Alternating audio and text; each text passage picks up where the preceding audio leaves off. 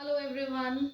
So let's begin with the lesson 5 of English grammar, art of speech, and today we are going to cover pronoun, second part of speech, pronoun. Okay.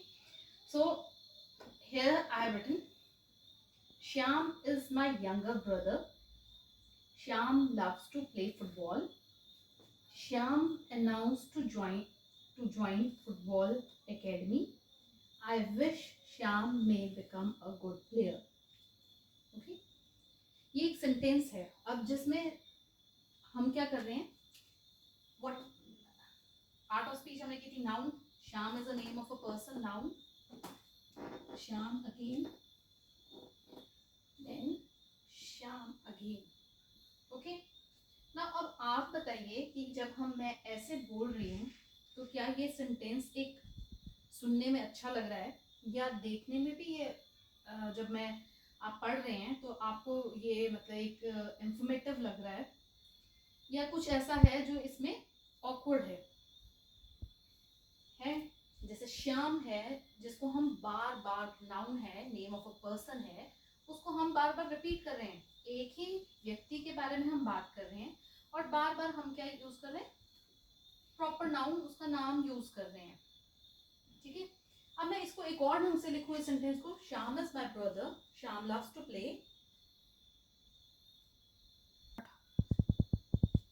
तो Shyam is my younger brother Shyam loves to play football और अगर third time में श्याम को हटा के लिखूं my younger brother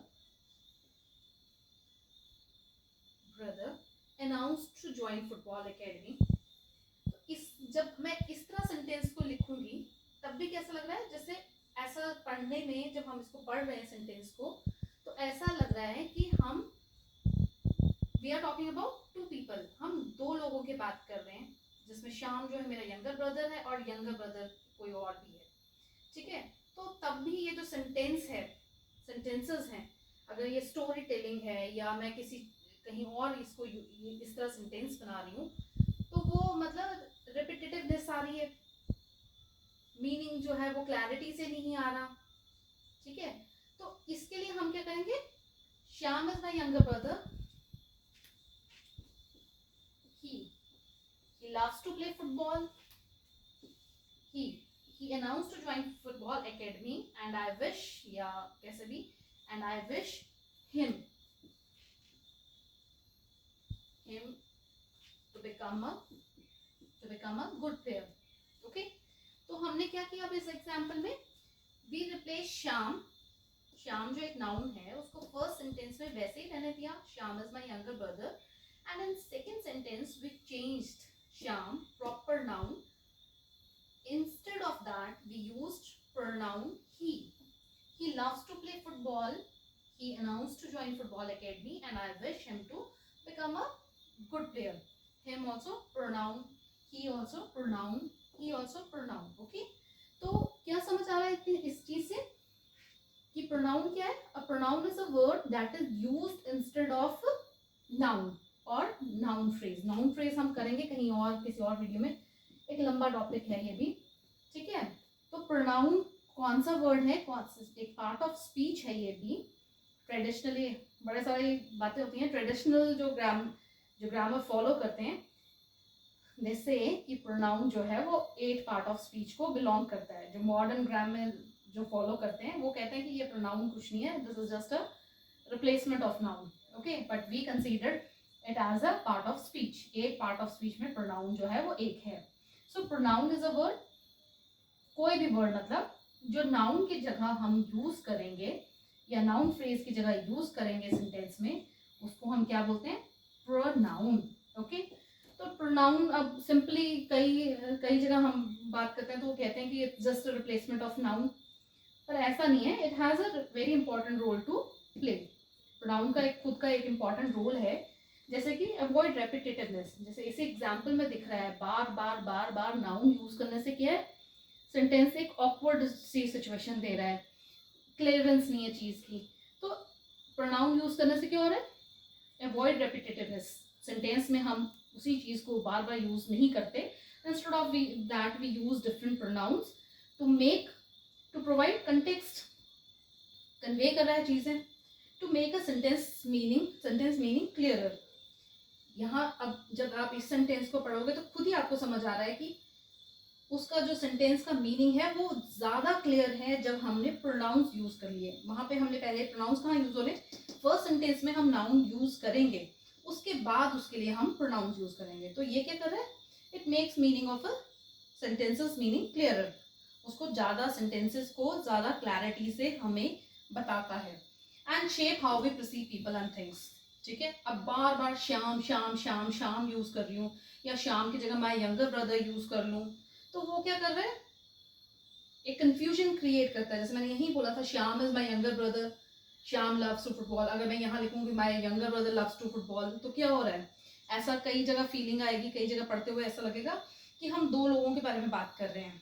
ठीक है, तो यहाँ प्रोनाउन हमें और क्या कर रहा है कि how we perceive people and things, वो सेंटेंस में हमें बताता है कि कैसे कैसे हम कैसे उस व्यक्ति के बारे में देख रहे हैं या परसीव कर रहे हैं। ठीक है, ओके, तो pronoun is not simply a replacement of a noun or a noun phrase in a sentence, but it has its own importance as a part of speech, in sentence formation, in writing skills, क्योंकि ये हमें जो है sentence की ज़्यादा अच्छी clarity देता है, और रेपिटेटिवनेस या ऑकवर्ड से जो सिचुएशन क्रिएट होती है उसको हम प्रोनाउंस प्रॉपरली यूज करके जो है अब उसकी जो ऑकवर्डनेस है सेंटेंस की उसको हम हटा सकते हैं। ठीक है, तो प्रोनाउन भी there are different types of pronouns. Okay, तो अब हम बात करेंगे टाइप्स ऑफ प्रोनाउन की। तो टाइप्स ऑफ प्रोनाउन में देयर आर 8, अगर देखें तो हमारे पास आते हैं 8 प्रोनाउंस, टाइप ऑफ प्रोनाउन। तो first one is personal pronoun, जिसमें आ रहा है हमारे पास I, you, he, she, it, we, they, me, you, him, her, it, was, us, them. ठीक है, तो पर्सनल प्रोनाउंस को भी हम दो कैटेगरीज में डिवाइड करते हैं। सब्जेक्ट प्रोनाउन, जैसे कि एक एग्जांपल लिखा मैंने यहाँ, he went to the store. Okay, तो सब्जेक्ट प्रोनाउन कब है वो, जब ही जो है playing the part of a subject, जो वो सब्जेक्ट का रोल प्ले कर रहा है सेंटेंस में, तो वो सब्जेक्ट प्रोनाउन है। I, you, he, she, it normally subject pronouns होते हैं। और ऑब्जेक्ट प्रोनाउन है the teacher gave a pen to him. तो यहाँ पे जो हिम है वो भी क्या है, प्रोनाउन है, पर यहाँ पे ये क्या कर रहा है, ये प्ले कर रहा है ऑब्जेक्ट, जो गेव का मतलब जो एक्शन हो रहा है वो इसके ऊपर हो रहा है। ये एज अ सेंटेंस में ये एज अ ऑब्जेक्ट जो है अपना रोल प्ले कर रहा है, तो ये क्या है, ऑब्जेक्ट प्रोनाउन। सेकेंड है पोजेसिव प्रोनाउंस, जिसमें आता है mine, yours, hours, this book is mine, this bicycle is mine. Okay, तो वो क्या है, पोजेसिव प्रोनाउन, जहां पे हमें पोजेशन शो होता है। ठीक है, जो प्रोनाउंस शो करते हैं पोजेशंस, तो उनको हम कहते हैं पोजेसिव प्रोनाउंस। ठीक है, थर्ड और फोर्थ में मैं इकट्ठा ले रही हूँ रिफ्लेक्सिव प्रोनाउन और इंटेंसिव प्रोनाउन। जैसे my self, your self, her self है, ये रिफ्लेक्सिव प्रोनाउन भी है और इंटेंसिव प्रोनाउन भी है। तो इनका जो इसका जो सेंटेंस में रोल प्ले है उससे आप फाइंड आउट करेंगे कि ये रिफ्लेक्सिव प्रोनाउन है या इंटेंसिव प्रोनाउन है। ओके, अब डिफरेंस इसमें कैसे आता है, रिफ्लेक्सिव प्रोनाउन जो है वो क्या है, ऑब्जेक्ट ऑफ द वर्ब है वो। जैसे एग्जाम्पल लिखा है मैंने, ही हर्ट हिमसेल्फ। ओके, तो यहाँ ही क्या है, सब्जेक्ट सेंटेंस में, और प्रोनाउन हर्ट क्या है, वर्ब है, और हिमसेल्फ क्या है, ये ऑब्जेक्ट है वर्ब का। ओके, तो रिफ्लेक्सिव प्रोनाउन के बिना सेंटेंस नहीं बना सकते। अगर आप ही हर्ट लिखेंगे तो मीनिंग जो है सेंटेंस का कंप्लीट नहीं हो रहा। ओके, तो ही हर्ट, क्या हर्ट किया, ही हर्ट हिज फ्रेंड या ही हर्ट हिमसेल्फ, तो हिमसेल्फ जो है वो रिफ्लेक्सिव प्रोनाउन है, और रिफ्लेक्सिव प्रोनाउन जो है वो ऑब्जेक्ट ऑफ वर्ब है और मस्ट है सेंटेंस में। ओके, पर इंटेंसिव प्रोनाउन जो है, जैसे यहाँ मैंने सेंटेंस लिखा है, he himself went to the store. Okay, तो हिमसेल्फ अगेन है ना, हिमसेल्फ हिमसेल्फ दोनों जगह एक ही वर्ड यूज किया है मैंने, और यहाँ पे ये रिफ्लेक्सिव प्रोनाउन नहीं है, ये इंटेंसिव प्रोनाउन है। क्यों, क्योंकि इसके बिना भी हमारा काम चल जाएगा। ठीक है, he went to the store. Okay, ये मतलब ये एम्फसाइज कर रहा है, ये इंटेंसिव, ये ही को एक्स्ट्रा मतलब दे रहा है कि इम्पोर्टेंस, पर अगर हम नहीं भी यूज करेंगे तब भी सेंटेंस जो है वो कंप्लीट हो रहा है। ओके, तो हिमसेल्फ यहाँ रोल प्ले कर रहा है इंटेंसिव प्रोनाउन का, पर यहाँ रोल प्ले कर रहा है रिफ्लेक्सिव प्रोनाउन का। और पर रिफ्लेक्सिव प्रोनाउन और इंटेंसिव प्रोनाउन कैसे डिस्टिंग्विश करोगे? जब आपका प्रोनाउन के रिमूव करने के बाद जो है सेंटेंस कंप्लीट सेंस नहीं बनाएगा, तो वो क्या है? रिफ्लेक्सिव प्रोनाउन, क्योंकि ऑब्जेक्ट ऑफ द वर्ब चाहिए हमें सेंटेंस में। ओके, और जब हमने हिमसेल्फ रिमूव कर दिया तब भी हमारे पास कंप्लीट सेंटेंस का मीनिंग आ रहा है, तो दैट इज इंटेंसिव प्रोनाउन। वो उसको मोर इंटेंस करने के लिए जो है वो यूज किया है। ओके, तो रिफ्लेक्सिव और intensive pronoun. Then we have fifth one, interrogative pronouns, who, whom, what, जिससे आप क्वेश्चन बिगिन करते हो, वो क्या इंटेरोगेटिव प्रोनाउंस है? Who are you, whom, by whom English is taught to you, what is your name. Okay, तो ये क्या है? Interrogative pronoun.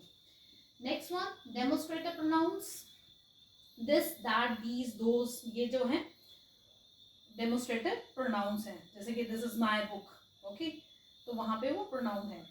अब उसके सेवेंथ में अगर आप इंडेफिनिट देख लो, इंडेफिनिट प्रोनाउन किसी के बारे में जब हम बात करते हैं, somebody, anybody, ओके, तो वो क्या है? Indefinite pronoun. ओके, तो उसके बाद हमारे पास है रिलेटिव प्रोनाउन और इंटेंसिव प्रोनाउन। इंटेंसिव प्रोनाउन जो होता है, ये भी जब रिलेटिव प्रोनाउन एक्चुअली जब क्लॉजेस वगैरह करेंगे उस टाइम पे ये बेटर ढंग से आपको एक्सप्लेन कर सकती हूँ मैं रिलेटिव प्रोनाउंस क्या है। रिलेटिव प्रोनाउन के ये रिलेट करता है कनेक्शन को, ठीक है, जो नाउन के साथ जो है क्लॉज को जो कंबाइन करता है वर्ड, वो रिलेटिव प्रोनाउन में है। तो ये डेफिनेटली ये जो टॉपिक है रिलेटिव प्रोनाउन का, ये लेंगे जब हम क्लॉजेस का टॉपिक लेंगे, उस टाइम पे आई विल एक्सप्लेन कि इसका यूज जो है वो प्रॉपरली, मतलब आपको समझ आएगा कि कैसे ये प्रोनाउन जो है इम्पॉर्टेंट है उन सेंटेंसेस में। ओके, तो विद दिस, इस वीडियो में हमने पूरा क्या कर लिया है? प्रोनाउन, ठीक है। ऐसा लगता है कि छोटा है, but this is very important, क्योंकि प्रोनाउन जो है वो सेंटेंस को क्लैरिटी देता है। राइटिंग स्किल, जब आप ऐसे राइटिंग, जब आप सब्जेक्टिव पेपर को अटेम्प्ट करोगे, आंसर्स लिखने हैं जब आपको, तो जो है प्रोनाउन का यूज होना प्रॉपर ढंग से बहुत जरूरी है। ओके, तो ये सिर्फ एक सब्स्टिट्यूट नहीं है नाउन का, it has its own importance in grammar, English grammar.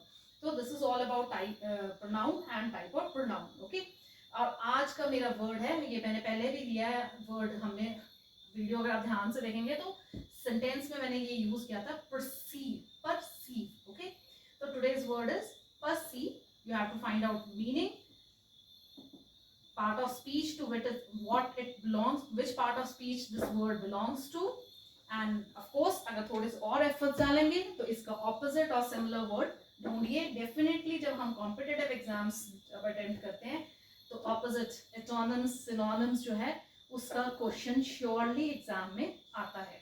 Okay, thank you.